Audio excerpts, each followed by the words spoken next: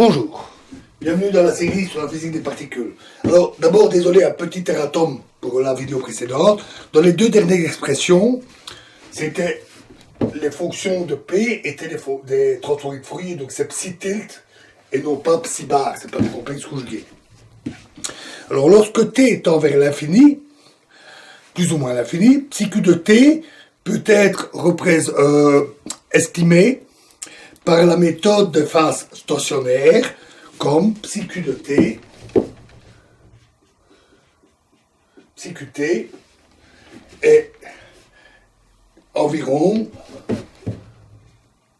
m sur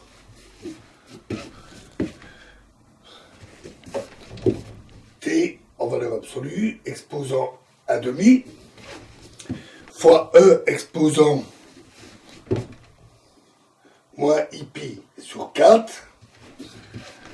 fois le signe de t plus imq carré sur 2 imq carré sur 2t fois psi tilt de mq sur t.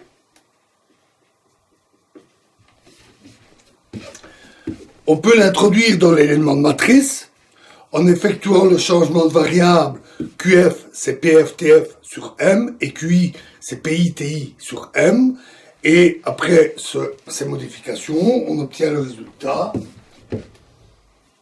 psi f s psi i est égal à la limite l'intégrale dpf dpi de e exposant moins ip fois tf moins ti en valeur absolue divisé par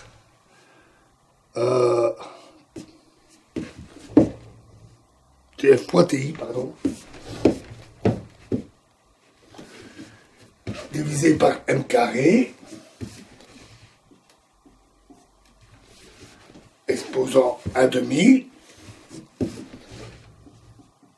fois psi tilt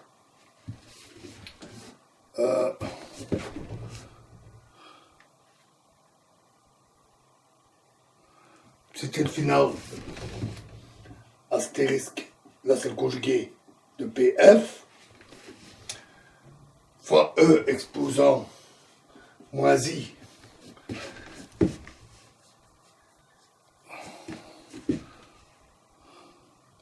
pardon, oui, exposant moins i pf carré tf sur 2m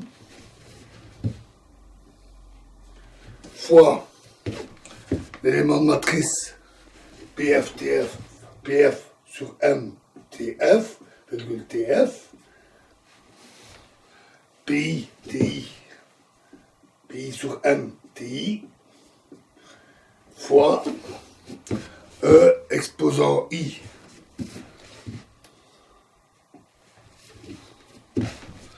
pi carré ti sur 2m fois psi i pi psi tilt. On va entendre spécifier les i et les f. On peut le vérifier, par exemple, dans le cas le plus trivial, v égale 0 et s égale 1.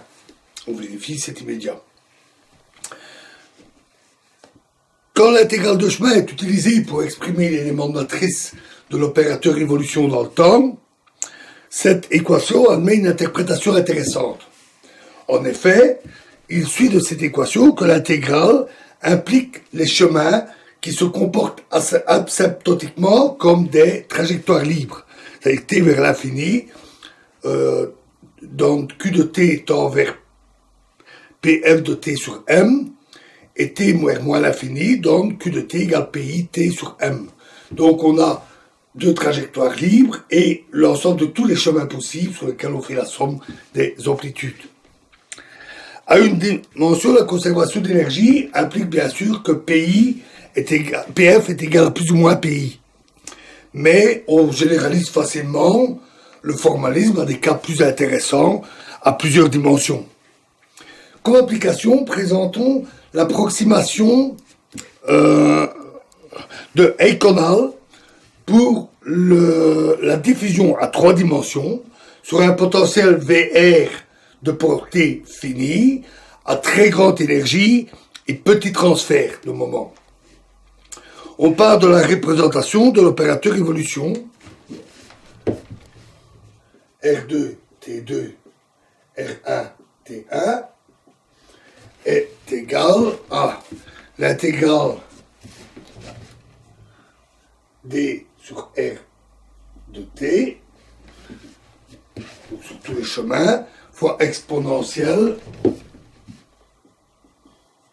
I intégrale de T1 à T2 de dt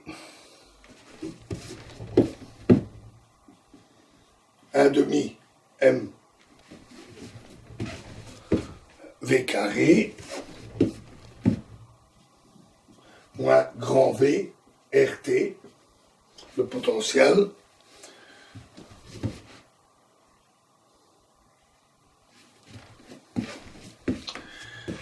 dans le calibre, V égale 0, ça se réduit à M fois E exposant moins I pi demi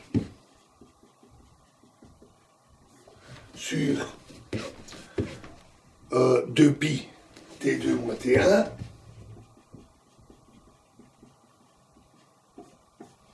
exposant 3 demi fois E exposant moins I M IM E exposant IM fois R2 moins R1 carré divisé par 2 T2 moins T1.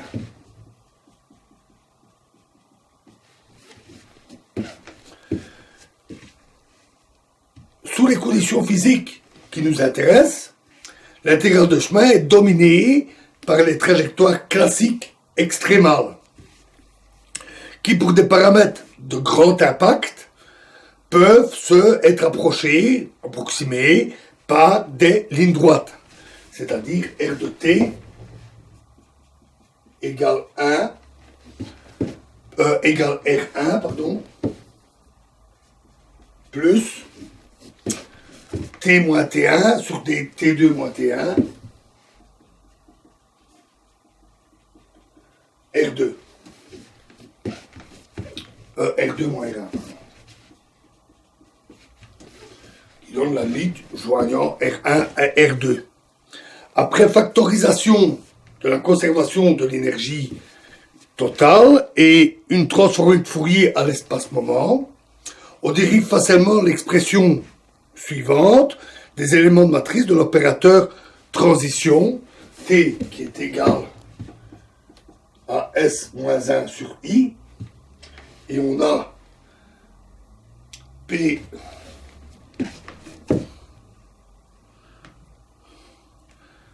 moins Q demi T P plus Q demi où Q est le paramètre, le transfert de moment, qui est environ égal à I P sur, en valeur absolue, en grandeur plutôt, M,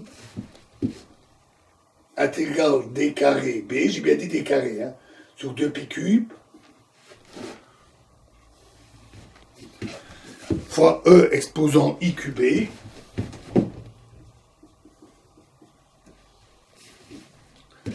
fois exponentielle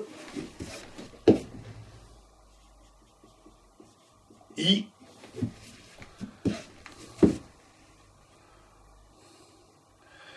intégrale de moins l'infini à plus l'infini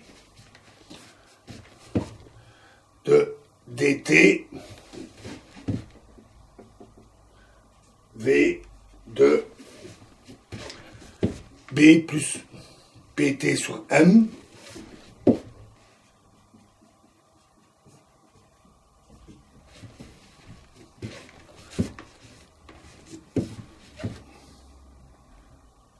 moins 1.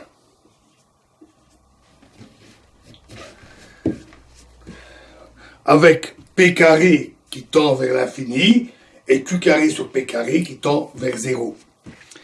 B et q sont des vecteurs à deux dimensions. La grandeur de B, c'est le paramètre d'impact. Et ils sont dans le plan qui est perpendiculaire au moment moyen. Cette approximation, l'approximation des canals, a été généralisée au cas relativiste.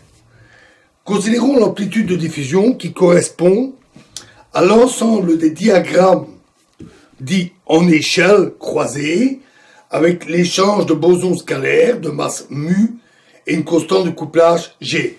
Alors, les diagrammes en échelle croisée, c'est voilà, donc les deux particules avec un échange de bosons, deux bosons,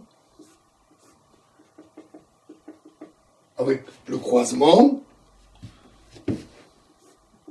trois bosons, avec un croisement ici, un croisement comme ça, les deux qui se croisent, etc. Toutes les possibilités de croisement. Cette amplitude peut être représentée par des intégrales de chemin qui sont analogues à celles que nous avons vues,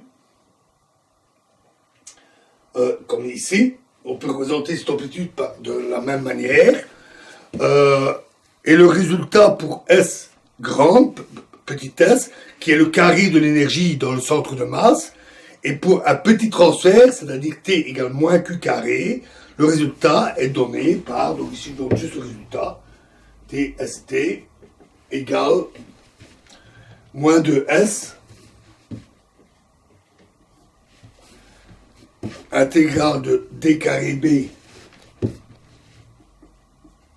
ei qb fois exponentielle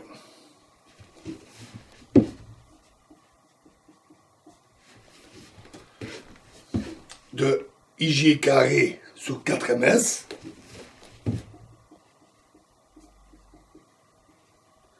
fois l'intégrale de d carré k sur 2pi fois EIKB, exposant IKB, divisé par K carré plus mu carré, la masse du boson, hein,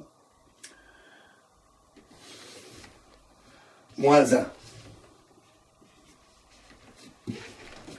Voilà, alors on peut vérifier le comportement, comme exercice on peut s'amuser à ça, on peut vérifier le comportement de cette amplitude lorsque S tend vers l'infini, et on peut aussi assez facilement généraliser à l'électrodynamique, où les amplitudes correspondantes, donc avec l'échange de photons, où les amplitudes correspondantes exhibent des pôles qui correspondent aux états liés, et qui donnent une limite non relativiste qui est tout à fait correcte. Voilà, alors dans la prochaine vidéo, nous allons aller un cran plus loin dans l'étude des intégrales de chemin et nous allons étudier les trajectoires dans l'espace de Bachmann-Fock. Alors je vais dire Bachmann, pas Batman, Bachmann-Fock. Je vous remercie.